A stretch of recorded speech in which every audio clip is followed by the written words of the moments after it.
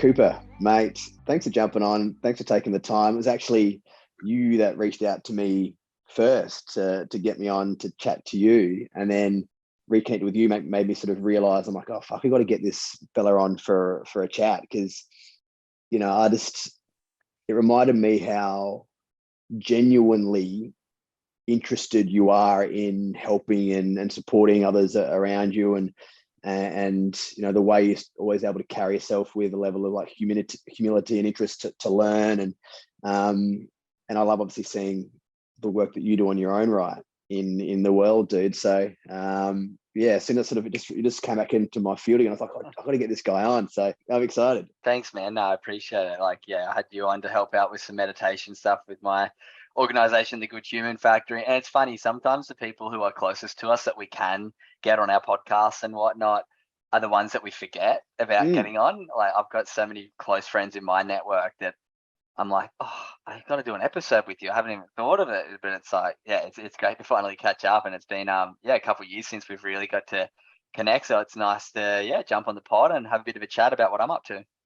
It is. So, mate, firstly, random, when you were younger, can you recall now, did you have a clear idea of what you wanted to be? I know, for example, for some weird reason, when I was younger, I had this idea of I thought the idea of being like a croupier in a casino, wearing the suit and working out. I don't know, it's just random thing. And then that evolved for me into being this like suit, like Mad Men styles, businessman and swap. And that was what I had this idea of that I was going to be when I was younger. And obviously things have changed a fair bit for me. But did you have anything that you like wanted to be when you grew up, or any ideas of where you wanted to head? I mean, from a young age, I was surfing at quite a high level from when I was like 8 or 9 years old. I started surfing and then I was sponsored from when I was 10, and had quite a lot of success as a junior. So for me, the big vision was be a world champion surfer, or whether or not it was a world champion, but just really chase professional surfing. It was something that I had quite a few role models in my local area, North Narrabeen, where I grew up, who had sort of paved the path. So I'd seen what is possible. And yeah, that from a kid was the main vision and the main focus. But then once I got to the end of sort of my teenage years, I started to become quite aware that sport as an athlete is kind of really just your 20s and need to think about more stuff. So I was always very curious just to like continue learning. I never had like a real vision of what I wanted to do, but I knew that I loved helping people. I knew that I loved continuing to, just find new and better ways to think. And I mean, if you told me I was going to be running a mental health organization and doing public speaking and corporate events, I probably would have laughed at you. But I've always just been very open-minded to whatever comes and whatever flows will happen. And I've always had this kind of underlying feeling. I don't know, I'm hoping it doesn't come off as ego-driven, but that I was always going to be successful. I knew I had quite a curious mind. I was always, if I put the time and effort into it, did quite well at school, likewise with my athletic ability. So I always have just known that whatever I do, as long as I put in 100% effort, I will be successful in whatever I put my mind to. So yeah, it's as a kid, it was just surfing, and now, looking forward even 10 more years, like I don't really know where I'm going to be, but I'm proud of what I've set up so far and excited for what the future does hold. It's interesting what you said there around hoping it not sound arrogant to have confidence in yourself, which is quite an interesting one. And it's something that I only realized a while ago that actually was a block where I actually was triggered when people had confidence in themselves. Like, no, I can do this. Like if I put mind something, I can get this done, or I can make things happen. It would challenge at me, and actually was something that I wish that I had. And I realized why it really triggered me. And then it's such a big thing as well to keep us small. And there is a bit of that I feel in society where if someone truly is, and you probably said without even realizing, truly is confident in their ability, like, no, I know that when I'm determined and, I'm motivated and I'm focused on something, I can make it happen. When people speak like that, for a lot of us, it's like, oh, you arrogant fuck. Like I'd listen to people and I'd be like, oh, you're an arrogant fuck. That was old me. And it actually came from a true desire to be that person myself. You know what I mean? To have that confidence itself. Yeah. I mean, I don't even know if confidence is a word. I think just like this underlying faith that everything's going to be okay. I used to always have this like feeling that if I was in a plane crash, I'd somehow work out how to survive. It's like I just have always had this like feeling that everything's going to be okay. And yeah, it's funny saying that out loud, but yeah, I always had that feeling when I was on planes. I was like, I reckon if I crashed, like I'd still survive. I don't know. It's just like it's just this not confidence feeling, but this underlying like it's just an underlying feeling of trust and knowing. Yeah, it's like a sort of faith, but not like in a religious way. Just I get it. That the universe will work out what it's meant. And if it doesn't go my way, then that's just the way that it is as well. Yeah. Well, that's also the ability to be have trust, but not be attached to it being a certain way, right? It sounds like you're like, yeah, I know that's something I'll be okay, and however it looks, I don't know. And that's that ability to sort of trust, but then also be like, it doesn't have to be a certain way, which I think puts you in a position to ride whatever comes your way. And in terms of when you were, I just want to track back to, so you said it was around 8 when surfing started to kick off. Was it, did you naturally fall into the competitive aspect of it, or was it something that you're always like, are you like naturally competitive? There's a mix of guys. Some guys naturally fall into professional or competitive sports because they're just so talented and it just plays out that way, but they're not overly driven. But then there's some that are just like driven competitive. Was it like a natural falling into, or were you like, no, I want to have a crack at this and then see how I go? How did that play out? I was definitely competitive from a young age. I mean, I started playing rugby union when I think I was 5 for like a team, the Colorado Cougars, and every weekend it was always week in, week out going to play rugby union, which I loved, and we had really successful teams as I was a kid. I remember we literally, I think, went like 5 years undefeated. We used to beat teams like 110-0.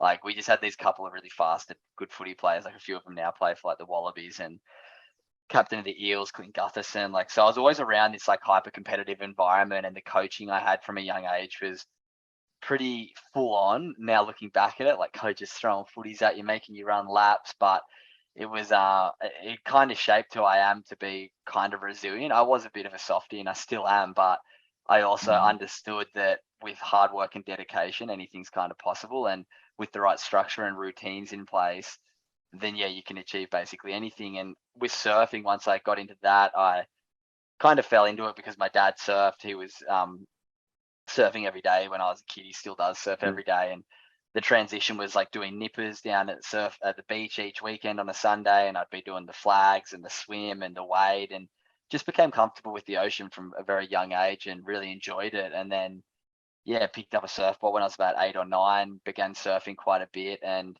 had that natural bit of talent from a pretty young age. I wasn't ever sort of the guy working up to try and be the best. I was already, once I was 11 and 12, kind of in that top 2 to 5 maybe juniors in the country throughout my 12s, 14, 16 career, which is at Grommet events.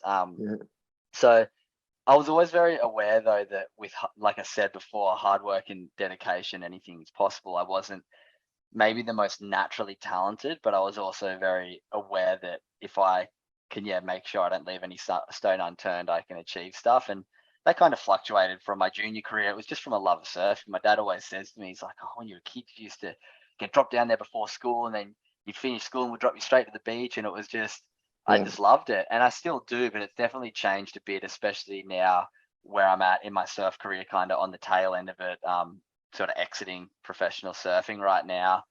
But I'm very content and very happy with where I'm at. And that competition drive definitely has really started to fade away over the last couple of years in a way of trying to beat people in a sporting performance. Now I just kind of get to go surf to enjoy it, which is it's been really cool to watch the mindset change and evolve over time, which was super important as a competitor, obviously.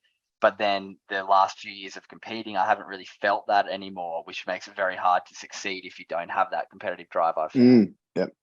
And you mentioned there in your words that when you were younger, you said you're a bit of a softie. What was explain that to me? What did you mean by that? Oh man, I used to cry every single time I lost a game of footy or a surfing comp until I was like 14, 15, maybe 16, I reckon. Not that crying's soft, but I just would really take losses to heart. I just cared a lot. You know what I mean? So I don't think it Yeah. means I'm a softie. I just really cared about doing well, and no real pressure from my parents, but they also cared about me doing well. I remember my dad's my biggest fan, and I look back now and I wish I took the advice he gave me more on board and respected it more and took it as constructive rather than him trying to say stuff to me. And I remember this one time I was in Newcastle for a surf comp. I was like 14 or 15, and I just made the same mistake that I must have made the week before in a comp, and he was disappointed in me, and I was like pissed off at him that he didn't want to just be my dad and support me through a loss. He was like, mate, you made the same mistake, which I took to heart instead of taking it on. And I remember we drove from Newcastle back to Narrabeen on the Northern Beaches like 2 hours without saying a single word to each other.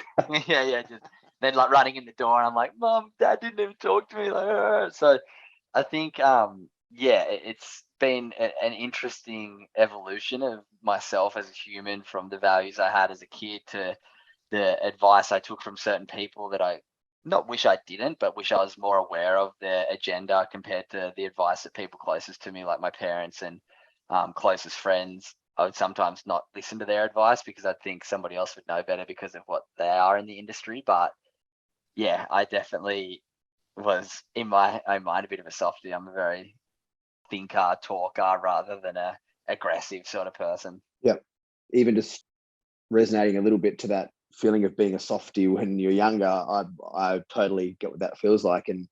And at that younger age, when you are a bit of a quote unquote, softie, you're a lot more emotional or struggle to sort of stand up for yourself or whatever it can be a fucking hard world. And especially kids at that age. And if you're in that sort of zone, it can be challenging. And I'm not sure how this played out for you, but I remember that as a byproduct of that, I learned very quickly that it was all about like validation and being tough and what I could do. Yeah. And even the idea of being sort of soft and emotional became something I shut off and disconnected. So it was like a pendulum swing. Mate, you might have been different. Were you still able to find your place between, because it's important for you to hold that sensitive component, but also we see this mixture of these kids with these little princes and princesses who are these little delicate flowers who never really are challenged. But then there's the flip side as well, the ones who are too far the other way. Do you feel that you've managed to find your happy place between, where there's a level of like grit and resilience that you've got, but also if you got every now and then, maybe you can sit in the corner and cry? I mean, now I wear it as a badge of honor. I'll tell anyone right now that I'm a softie. I'm the guy that'll always walk away from a physical fight and just be like, until the person's calmed down and can think clearly, it's not worth my time. It's not worth their time. It's only going to escalate stuff. But yeah, looking back, I think the thing from being like that upon reflection now is I tried to like fit in and tried to look good to these people in the industry who I thought I needed to, from team managers to older surfers. I was trying to always be not somebody I wasn't, but because I had the accolades of quite a bit of success, that created me to fit in a little bit, but I still tried to fit in more, if that makes sense. I don't know, it's kind of hard to articulate, but it's something that I wear as a badge of honor now. I think having a sensitive side and just being able to use your words and express how you're feeling and be able to communicate that is something super important. And I think it comes back to self-awareness. It's something that I probably didn't have back then. And it's something that I continue to work on now, is just sort of reflecting on, oh, why was I feeling like that? And just asking myself those questions. Whereas I didn't understand the concept of there's kind of what's going on up in your head, and then there's the actual you. Whereas now I'm working on that a lot right now to understand, like, oh, wait, those stories I'm telling myself in my head aren't true. Which I wish I learned from a younger age. But I think as well, like you said, how there's these kids nowadays who just get sort of babied. I think my dad told me the other day, don't quote me on this, but that like in rugby league in New South Wales now, up until the under 11s, there's no winners or losers. And I'm like, there's winners and losers in every single thing we do in Yep. life. The earlier you can learn that and learn that it's okay to lose. My dad taught me from a very young age, you got to learn how to lose before you learn how to win, because you're going to lose a hell of a lot more than you're going to win in Mm, life. So the more that you can learn how to take stuff from losses, the more that you can not let losses completely ruin you as your well-being, then the better off you're going to be, and you're actually going to get stuff from those losses. So I definitely didn't understand the concept and listen to my dad enough as a kid to what he was saying. But now I understand he was just trying to teach me resilience and teach me the fact that life's not fair, life's tough, and that's okay as long as you mm, can see the benefits out of a loss, rather than have a loss and then go and complain to the judges about the scoring, and then go and, you know what I mean? Once something's yep. happened, what can I learn from it? How can I move forward? How can I positively do something to be better the next day when I show up, rather than go and find an excuse and a complaint about something? Dude, actually, that reminds me around the idea of not having winners and losers, and in sport up until that age. At first, I was like, oh yeah, and then I sat with it. I was like, what are we doing here? Like, failure is the crux of growth and Fundamental. evolution, right? And being able to handle it. And if you are unable to experience and sit with failure and loss, you ain't going to get far, and you're going to find yourself this little comfortable corner pocket. It's mind-boggling that is a genuine thing that's playing out in terms of how it's going to create resilience or impact resilience in kids growing up. And that's the thing, Um, as long as we communicate that it's okay to lose, but we mm, all have different talents. We're all so different. We all go through a completely different journey to get to the present moment where you're yeah. competing against someone. Once you can build that awareness and empathy that, hey, they might have had better opportunities than me. Hey, that might be why they're a little bit further ahead than me, but that's okay. As long as I continue to work on my journey, then maybe I can catch up to them. And I use that analogy with students in my workshops. I'm like, we get to school and it's almost like um, there's this linear finish line where it's like we're all racing to win the school athletics carnival. We're all trying to get 100 in an exam. Mm, Yet we don't get told that we all start at a completely different start line based on our socioeconomic status, our traumas as a child, our upbringing, the values our families instilled in us, the competition that we've been able to have with either our siblings or other sports. And then we come to school and we verse people and we get disheartened if we're a little bit behind the pack. But mm, I think it's important to teach failure, but also teach empathy and realize, hey, we're all different and that's okay. You might not be good at this, but there's going to be something else that you're good at. And that, I think, helps people get through failure a bit. yeah. I've been looking into a lot around the difference between, what society tells us we should be doing, and the pathways and reality for a lot of us, and how a lot of us can get caught up in feeling like we should be somewhere or ahead of where we are now based on a timeline. And so what I mean by that is, I used to think that by 30 I'd be, done and dusted, have the career that I'd be climbing, and the house and the kids and all the rest. And it felt like, in my mid to late 20s, I mean, when I was speaking to adults, people older than me, it'd be a level of pride to have this clear plan. It's like, yeah, I'm studying this so I can achieve this, and I'm working with this career, like blah blah. And all the parents or people that are older than me around, like, oh yeah, great, got this clear pathway, and like there's always a clear plan. And it was almost like a reinforcement, when deep down, if I was like, I actually don't know what I'm going to fucking do, or I'm doing this right now but it doesn't quite make sense, and I'm not really doing that well at it either. I'm not really sure if I like it, right? But I felt like I was lesser or below. I was going to be ridiculed for that. And so what I see a lot happen is, based on that pressure from society, and people around us, that we sort of almost stick and force ourselves into this box and thing that we should be doing, and not be okay with the fact that I was looking, teens and 20s are designed to try things and fail them, and realize we don't like them, or we're not that great at it, and maybe there's something else going on. Like, that's a lesson I've learned now, being, in my late 30s, and I'm like, I'm just figuring it out, and that's okay. And it's come off the back of a fucking lot of failing and trying things, and realizing that that's not where I want to be. And for you, what was it like?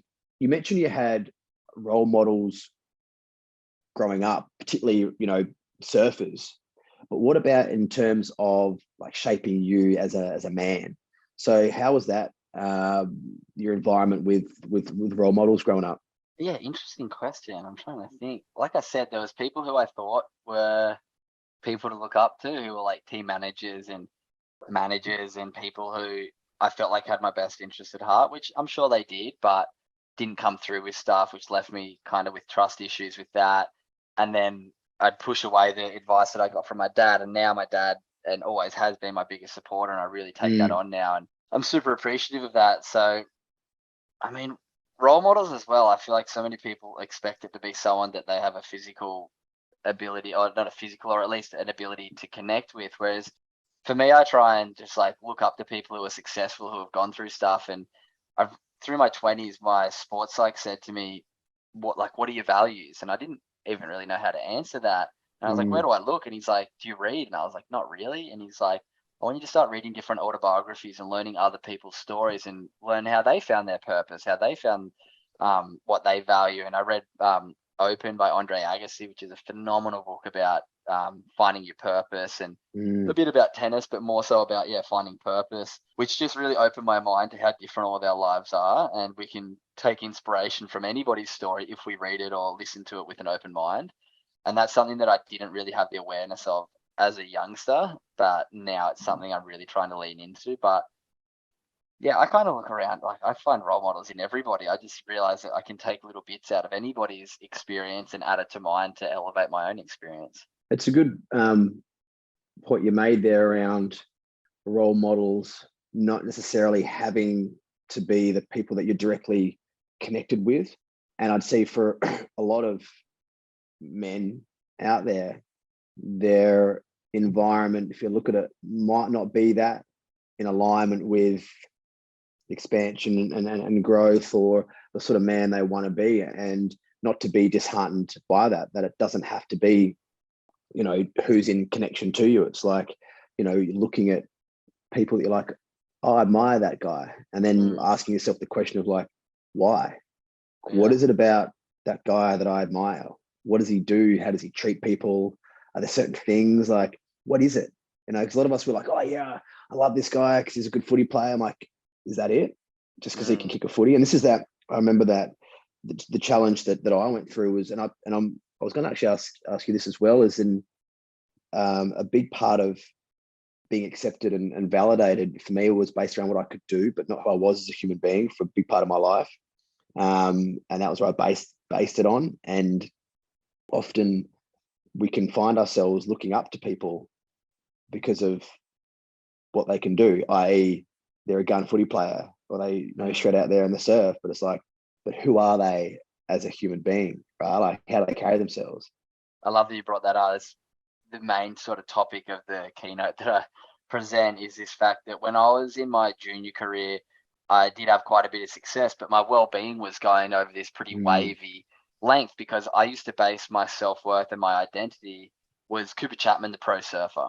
yeah. When my results are doing well, everyone at my local beach, all the people around me, all my friends saw me as a pro surfer, would be patting me on the back, sending me messages. Well done, man. So proud of you. Doing really well. But then when I'm not doing too well, all of that disappears. And I began to realize that I need to not base my self-worth and my identity on my achievements, because there's going to be Mm, ups and downs with achievements. And that was one of the things that I worked on with my sports psych when he told me to read some books, and he said, what are your values? That was his thing. He was like, dude, it's so common to base our self-worth and our identity all around our career, whether you got the new job promotion, that's the thing that you call and tell your parents, whether you won the last game of footy you played. Like, so much of our happiness and general mm, well-being is dictated by the results that we achieve in our careers, and quite often we're going to fail. So mm. why does our well-being have to drop just because something in our career, which so often is out of our control, comes into play? So what I've been working on, and this is the key topic that I talk about in my workshops, is what are your values? But not what are your values, how well are you living to them? What are the things that you're doing every single day to show up and live to those values? And the 5 that I've kind of landed on, that I'm really trying to focus on and live my life by, Responsibility, that's the first one, which is just having that self-awareness that I need to do stuff if I want to take care of my own mental health. I need to do stuff if I want to be the creator of the future that I want, rather than letting circumstances dictate that. So responsibility is the first one. Gratitude's my second one. I feel like now I literally live with like 2 contact lenses in my eyes that are gratitude contact lenses. I just try and find the good in every situation. It's a choice. You can choose to be bummed that someone cut you off in traffic, or you can choose to be grateful that you're sitting in a car driving with a full tank of petrol. You can start to really shift everything if you look through a grateful mindset. And that's something that I didn't do in my early part of my career. And I was pretty down and not that excited. And I was traveling the world surfing as a career, and I wasn't that happy, which is baffling when you think back to it. And like, I used to lose in a surf comp and would try and change. It would be in Brazil for a week and would lose on day 4 of the event, and would try and change our flight to go home. And I'm like, if I can kill to go to Brazil right now for a 3-day holiday. Like, I just had the wrong perspective, which has come with maturity and finding those values. And then empathy is another value that I really that I think is so important. That ability to share the feelings of another and understand how different we all are. And I think that just brings so much perspective into life. The next one is mindfulness, obviously something super important to yourself. Meditation and mindfulness is something that has truly changed my life. Being able just to sit still and detach from what's going on up in my mind has just allowed me to think so much clearer, engage so much more in conversations with people, and relationships we have with others is the cornerstone of our overall well-being, the way that we connect with people and the way that we can do that. And I've found meditation has allowed me to be so much more present with people. And the last one is kindness. And kindness is something that I hope, if people say, what's Cooper Chapman like, they don't go, oh, he's a pro surfer. They go, oh, that's that guy. He's just so nice. He's so generous, because it's something I truly value. And the more I understand the science behind kindness, the more I just baffles me that it's not taught at schools. And that's why I'm so passionate about my school workshops. Is if we knew that by being kind to people, it releases serotonin and oxytocin in our brain, which makes us happy, then people might be a bit more kind. And kindness is this interesting thing that people think that by doing something nice for somebody, they need to get something in return. But when you do that, that's not kindness. That's a transaction. Once you start doing nice for people because it makes you feel good, that's true kindness. Once you realize that, hey, by being kind to myself, whether it be doing meditation or breathing exercise, whether it be being kind to others through compliments or random acts of service, or even just being kind to the environment, we can feel happy through these different things. So the more that I've really tried to align with my values, just the more my baseline has come up for my overall well-being. It's given me just an easy thing to fall back on. If I try and live to all 5 of those values every single day, I know my well-being and my overall kind of outlook on life will take care of itself. So, obviously when I listen to you speak and we chat, you're pretty well versed in personal development and how to live a happier life. And that's obviously, we'll get to that in terms of Good Human Factory.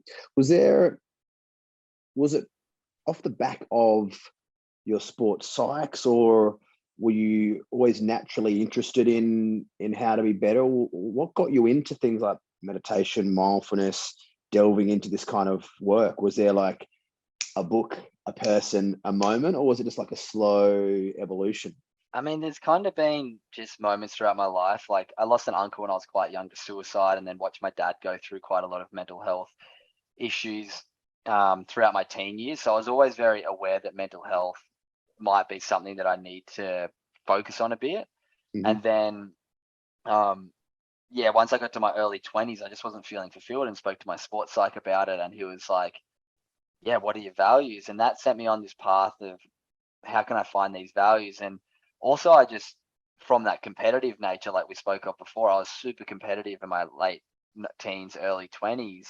So I was just trying to find, where can I get these little 1% games? And the thing that, it was right around that time, like 8 to 10 years ago, that the whole like mental game sort of conversation really started to come out.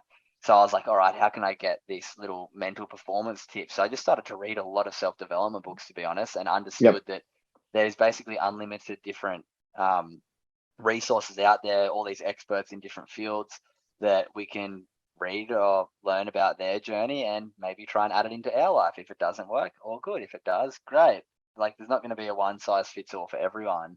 But for me, it was just a burning curiosity. What can I do to get little improvements? And like, I'm looking over at my bookshelf now, and I've got like extreme ownership, how US Navy SEALs lead and win, like think like a monk, Jay Shetty, like solve for happy. And I'm like, there's so many, like I said, we live in a time where there's unlimited information, but it's how you use that information. And I've just been, trying to use that information. And it came with no intention at all to start a business from it. It was purely because I was like, how can I improve my performance for my surfing?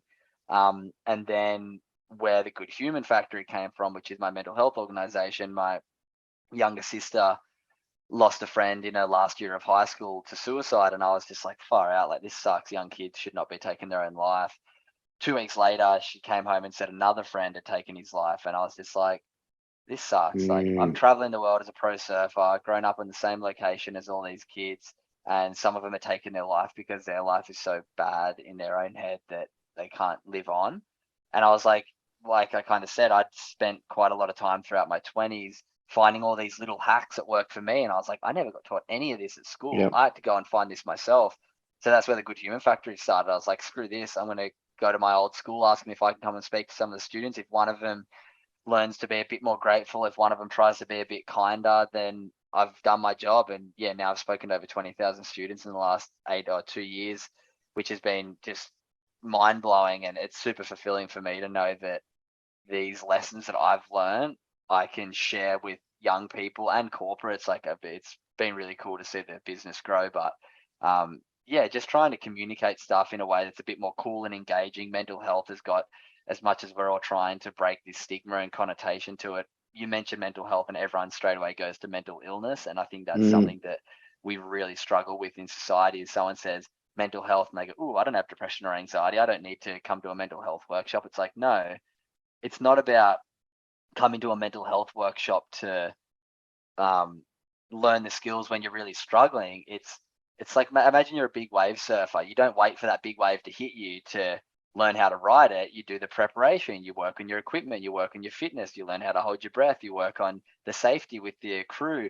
You work on your performance in smaller ways. And then when that big challenging wave comes, which happens to every single one of us, a challenging time in life, you have the ability to ride it, not just waiting like so many of us do, because I hear mental health and go, oh, I don't have mental health problems. It's like, yeah, it's not about the challenging mental health, like the well, really like physical challenging health, time. right?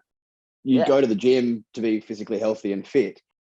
It doesn't mean you're physically unwell. Like you go exactly. to a fitness day or go to the gym because you want to prepare yourself and be better. And yeah, I get what you're saying. But yeah, it's just all about preparation and maintenance. It's about having those daily habits in place so that when times do get tough, we can fall back on Yeah, them. yeah, right, training.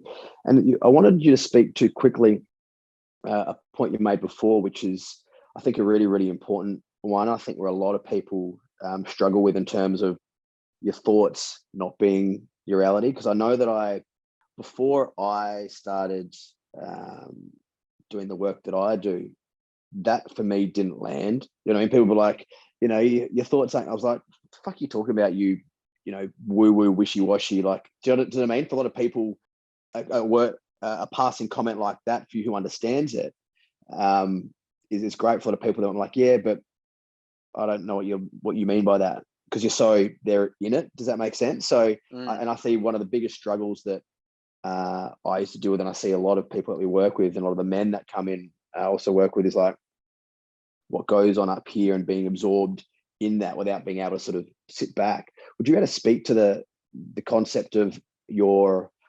thoughts not being like who you are and your ultimate truth, and then how you Mm. navigate that? Well, I mean, and you'd know this, like we have up to like 70,000 thoughts a day. And for majority of people, around 70% of them are negative, which Mm, is just baffling. And they probably are for me too. But what I've begun to realize is like asking myself questions. When I start having thoughts, I go, is this true? Most of the time it's not. And then I'm like, is it helpful? And then if it's 70% of the time, it's not. And then mm, to be honest, I literally laugh in my mind. I like catch myself and go, oh, you almost believe that? Like, no, like that's not right. Or like, oh, you're not going to be able to repay this next week. And it's like, well, until that comes, then it's all good. Like something might happen between now and then. So I try and really just detach. And I think that's what meditation has created for me, this awareness to not react to a thought or react to a situation, but respond to it, and just create some space between thinking something and believing it. And yeah, I think there's so many great resources out there and books to read about that can really help you start questioning what's going on up there. Like the one that I read recently, Solve for Happy, with Mo Gawdat, this Google engineer who created an equation. Yeah, he's incredible. You got to check that book out. But he speaks, a bit about that, how he's like, when you really start to think and like witness what's going on up there rather than be absorbed, like, because you have conversations with yourself. So there's obviously more than one thing up there, or like, what is you and what is your thoughts? So I don't know. It sounds like you said, people think it's woo-wah, but it's like, once you really think about it logically and listen to people who are like chief scientists for Google talk about it in a way that can break it down into a digestible, easy to understand way, like that's how I've kind of started. And then just, kind of trying to consciously just witness it rather than just like let it be on autopilot and control me. Yeah. I mean, and even a really simple way of looking at it is the amount of suffering that is caused by us creating stories that never play out. Like how often do we like go down this story and blah, blah, this might happen, and the pain and suffering, and I'm going to say this, and this person, and this says this about me, and blah, and all this spiral that we can go down, right? And then it doesn't happen. And you're like, oh, okay, there was no truth in that story I was telling myself. It's amazing how much the unknown can cause us so much fucking pain. Like when you are thinking about this conversation that you have to have with someone, and you just like think about every bad thing that could happen, then you finally have, and they're like, oh, yep, no worries. And you're just like, I just wasted days of anxiety around this, and it didn't even come true. And it's just like, now I've like learned with like my keynotes I run for like big corporate groups, I'm like, I can either be really nervous about this and continue to think about it, or I can just know that I'm confident in my ability for speaking, and I just get up there and do it. I don't think about like how many people are in the crowd. I don't think about how important the audience is.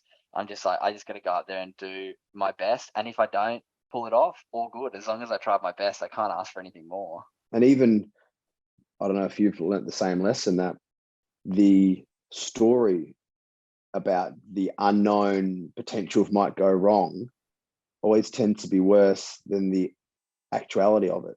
So even the times when I have had the fear of something happening and it does happen, I'm like, oh, at least I know now, and it's okay. I'm still here, and it's challenging. It's just funny that it's the unknown that causes all the pain for us. And now fast track into obviously the good human factory, and tying it in with, obviously you've touched a bit around how that came about off the back of seeing young people and their lives. In terms of purpose and mission, is the Good Human Factory an avenue for your purpose and mission as a man in this world, or do you have sort of your own, and this is just a piece of it, if that makes sense? Because some people, we can have a purpose and mission that is our job. We can also have a job that serves a great purpose, but we have something also slightly different that we have as our own personal mission. How does that look for you in terms of how it fits into your world, and what purpose and mission is for you? Yeah, I mean, it's kind of evolved for me. I was talking about this with someone recently, how it's so incredible the amount of lives that I can touch now from my podcast. Does like great downloads, to my workshops I'm doing multiple times a week, to my 1% community I have on Instagram. And I get so many incredible people reaching out, the impact that it's having, but I'm like almost somewhat detached from it now, because if I got super consumed in it, for one, it's super taxing, bringing on sort of that energy of like other people like pumping your tires up. I'm like, nah, there's still so much work to do, because I understand the reach that it can have, what I'm trying to do and trying to make mental health cool. And I understand, the purpose behind it is just to hopefully save one kid's life along the track, which I'm sure it probably already has. So the like goalposts keep getting larger, and it's just about, I don't know, just trying to put one foot in front of the other. Like I said before, I just kind of feel like whatever I chase will create success if I approach it with an open mind, or if I approach it with hard work, dedication, and passion. And that was kind of the purpose and the yeah, what I wrote down as my purpose when I did some work on that a few years ago was through hard work, dedication, and passion, being a positive influence to my peers and younger generations. And I really feel like I've achieved that over the last couple of years. So now it's like, do I reshift my purpose, or do I just continue pushing what I'm doing? Because I feel like I am achieving that every single day. So it feels like it's almost like having a big goal. It's like once you kind of achieve it, you kind of need to expand on it, or it gets a little bit boring. So Mm, I'm just, now that I've built the base and I've built the foundation for the Good Human Factory, I've got a few really exciting pillars, from my workshops to my podcast to my merch, my ambassadors, and then my community. I've built a really good foundation. Now it's like, all right, how can it really excites me one day to be like a big businessman that has like mm. multiple sources of revenue and be able to create, just continue to grow the business, which would just allow me to continue to help more people, which, is something that I'm super passionate about. I just want to continue to learn. And that's why I love the podcast, getting to talk to really interesting people just like yourself and just continue to learn is, I think, really the important thing in life. I learned something recently, a quote from this guy, Eric Butterworth, that says, don't just go through life, grow through life. And Mm. that's what I'm really trying to do at the moment. Like, all right, what can I do to be a little bit better tomorrow? And that, I think, just comes back to self-awareness. And whatever I learn, I just get to relay back to my audience, which has just been a really special feeling. Something I actually wanted to pick up on there that you mentioned, which I like and also think it's really important. And you mentioned that, you want to be a businessman with multiple projects and, make money to allow you to do more things. And it's a really, in this world, especially in the, the wellness and the spiritual, and I know it's something that I struggled with for a while, where there was almost like this expectation that if you're doing work with wellness, mental health, Helping etc., people. helping, but it needs to be separate to you making bank. Right? That's not okay. It's almost like this not okay thing. And even when I had this weird idea. Remember, I asked you that it was a Yeah. non-for-profit, right? Just the not that it's not okay. Well, it's straight away the connotation that I'm a charity Right? because I run a mental health business. And it's Yeah. like, well, you don't have to be a charity to do good in this world. No. Like, and And a lot of charities aren't doing that good anyway, right. from the stuff that I've learned. But yeah, And ownership around the fact that you want to make bank. Like yeah, it's taken me a little while to sort of almost feel this about awkward because I teach meditation and I do coaching, and then I have this men's wellness business also, and I've really stepped into the fact that, and I want to impact a fuckload of people around the world, and I want to make fucking bank doing it. Like there's well, no it's shame like, around that now. if good people make good money, they do good things with it. If Mm, bad people make good money, they do bad things with it. And that's what I'm beginning to learn. There's a great opportunity to scale and grow the mm, business, and just the more money you can make, the more impact you can have. And it is a funny one. Like you said, most people think the Good Human Factory is a charity or a non-for-profit. And I looked at going that route, but for one, it just puts a ceiling on what my potential earning and my potential sort of mm. growth rate is. And that's something that it gets me out of bed in the morning. I find really fun trying to work out ways to build a business that maintains strong values, that maintains great ethics and maintains its purpose, but also becomes financially successful. And Yeah. so many people who are successful in business do cut a lot of corners, um, do shady stuff. And I'm just trying to show that you can have a very successful multi-million-dollar business and not have to, in the mental health space, but not be a charity. I love it. And so just to finish up on the Good Human Factory. So you've got your merch. A big thing of what you do is talking to like schools and younger surf clubs. Want to just give us a quick little rundown of exactly what you do and offer as a Good Human Factory? Yeah, so I started like a very OG, like 2.5 years ago. It started with, all right, I'm going to go to schools and run a keynote workshop, an hour presentation. Started at that, and I initially wanted to speak to young athletes because I felt like that would be a great niche Mm, for me to be able to talk to based on my experience as a surfer. I then realized I need to go past its athletes are kind of small and made it a bit too small. Um, so I just started speaking to a few different high schools. It took me ages to get off the ground, until it took me like 2 years to really get my foot in the door and stuff start moving. But yeah, so I offered the high school workshops, and then all the teachers started saying to me like, "Oh, we love that. We're like, we really needed that." And I was like, "Huh, maybe I was going to do a different workshop for corporates," but then started delivering the same workshop to corporate groups from. Oh, I've done workshops for heaps of people, from real estate agencies to childcare conferences. I did something for Apple and Telstra recently. I'm doing a workshop for McDonald's junior staff next week. So now my reach is starting to grow beyond just high schools because the workshop has begun to take off, and I do now have more than just the one workshop. I have one that's called like my feel good workshop, which goes through the values that I spoke about before. I now do one that's like a direct gratitude experience. It's all around how to communicate gratitude, how to feel gratitude, and how to share gratitude with others. So I've just added that, and I'm working on a new keynote that's going to be around finding balance for high performance. So that should hopefully be out by next year. So that's one pillar of the business, the workshops and the keynote speaking, which I really love doing. I think it's a great way to communicate with people in person and hopefully inspire people to have this young pro surfer come and talk about mental health. It's a bit different to your general mental health person comes in and talks about a suicide survival story, or comes in and talks about their traumas and what's been hard for them. And you don't have to be someone who's suffered mental illness to talk about mental health. And that's what I want to really share is like the 80% of us who don't have a mental health or a mental illness should still be empowered to do things for our mental health. And that's the angle that I'm really trying to come in with and make it a bit more inspiring and empowering for people to make that decision themselves.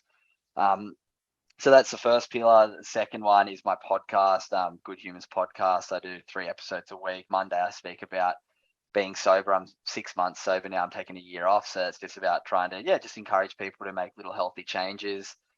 Wednesday, I talk about this thing that's a 1% club, which I'll talk about in a second as one of my other pillars, but then also talk about a topic that I find interesting. And then Fridays, I do a guest episode.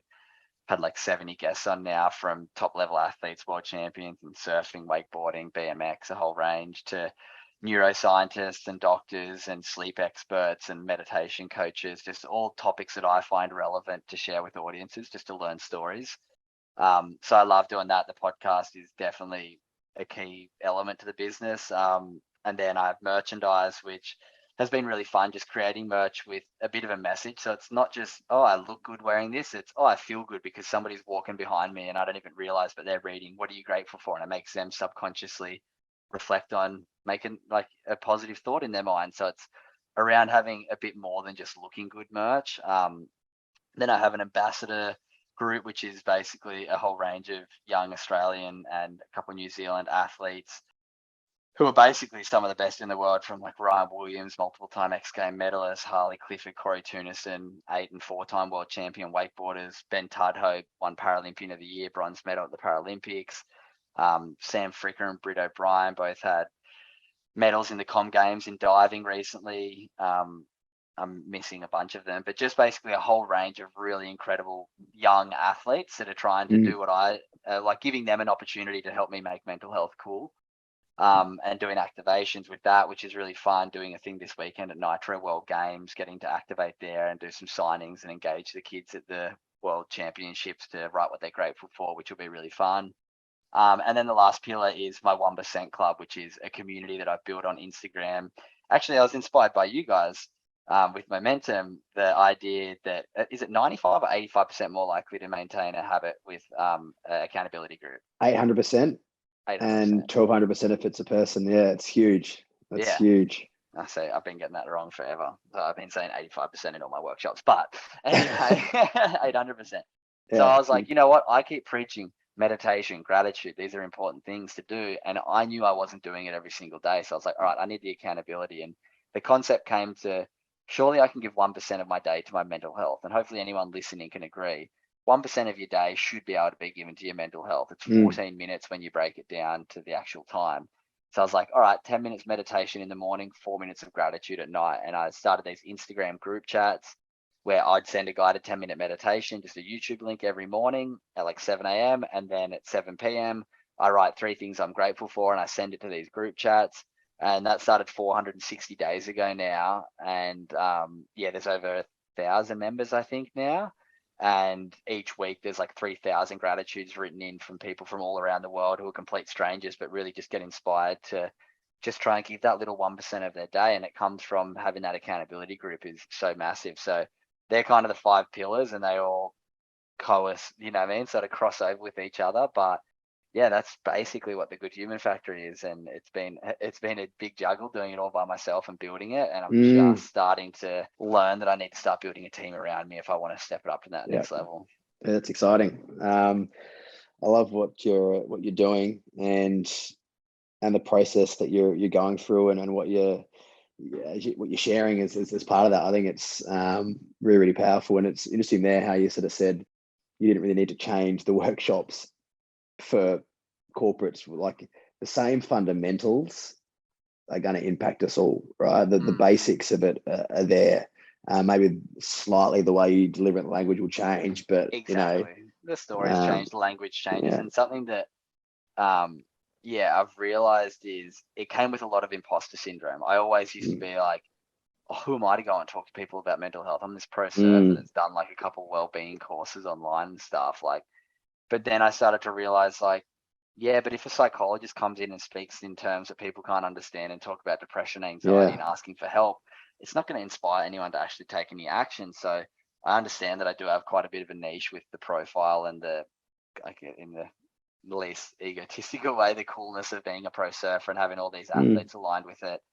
It is allowing me to get that bit of a cut through with people, and they'll be like, oh, yeah, far out. And it's just really simple takeaways. And the more I do those workshops, the more I realize I need to actually say less and just make it really simple. Because if you start giving people, all right, I need you to do 30-minute workbook each night to do this, this, and this, like, no one's going to do it. It's like, all right, when you brush your teeth, think about what went well today. Really simple little things. Like, what are the good things that happen today while you brush your teeth? You're already doing it. 5 minutes, 10 minutes of meditation in the mornings. Like, just the little tips, I think, are the ones that actually have tangible outcomes. Yeah, you've nailed it there. I was actually watching this Gary Vee chat last night, and he was at this conference, and he said to everyone, "You've all been here at this conference. Doesn't mean shit. Like, what are you going to do tomorrow and the day after and the day after and the day after?" And a lot of people, we like, even corporates will do this 1-day workshop or go to a weekend retreat or whatever it is. It's like, that ain't it. Good on you for going there and showing up, but what are you going to do every single day after that? And by providing things that are simple and actionable and actually likely to be done and taken away is where you will see change actually being created. So I really like the way you've you've approached it that way. Now I sort of want to wind up now, but I wanted to just as a final little question for you is a really simple one. If you had to choose like one tool, one concept that you would say has had the biggest impact on your life, what will that be? I think I got to say gratitude. And it's a bit of I feel guilty sometimes talking about gratitude because I live such an exciting life, and I understand that. Like, I write my gratitudes on my Instagram story every night, and my life is so exciting, and it is by design. Like, I've consciously been like, all right, I'm building this business where I've got all these ambassadors that are my friends who do epic stuff. So I can go wakeboarding, I can go out motorbike riding and still call it work.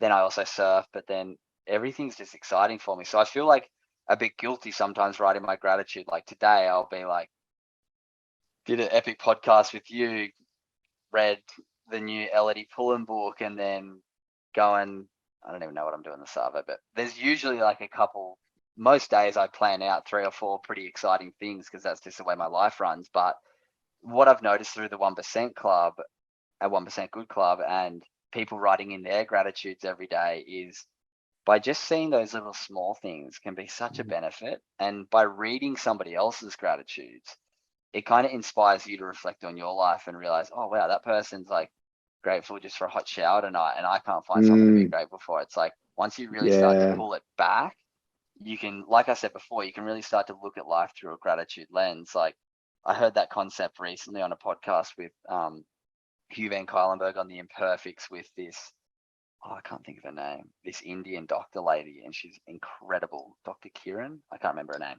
Anyway, she talked about this concept of put sunglasses on and pretend they're gratitude sunglasses. And that's where I kind of, like I talked about before, expanded on that and said, put gratitude lenses in your eyes right now, metaphorically, everyone, and try and go around and look for things you're grateful for. And if you do that, you can look everywhere, and it just raises your mood. And it's quite literally changing your brain chemistry with happier chemicals. Like, after I listened to the podcast, I was like, all right, what can I see right now? I was driving and I was like, oh, reflectors on the road. I'm grateful for them. If they weren't there, it might make me crash. Like the dumbest stuff is sometimes the stuff that we take for granted. And I listened to a walking meditation this morning from my friend's Manifesti app. And I'd never really done a walking meditation. And it was really powerful because it was like, while you're walking, look at a plant to the right of you. Think about the millions of little things that have happened, and it sprouts and it goes through these seasons, and nobody gives it any, you know what I mean, praise. Yeah. It just does its thing. And once you can start to just look around you and be like, wow, like I'm looking around my room right now, the amount of stuff that I take for granted is just ridiculous. I'm like, I've got like podcast lights in front of me that I can afford to buy. I've got all my podcasts like set up in studio. I'm drinking a drink from a neuroscience drink to support my podcast. Like, we all have so much that we can be grateful for, yet we look for what we lack. Mm.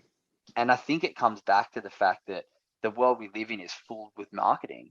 It's a time that we've never been in before, where we get marketed thousands of times a day saying, when you get this, then you'll be happy. When you go on that Bali holiday, then you'll be happy. Once you upgrade to this bigger, nicer house, then you'll be happy.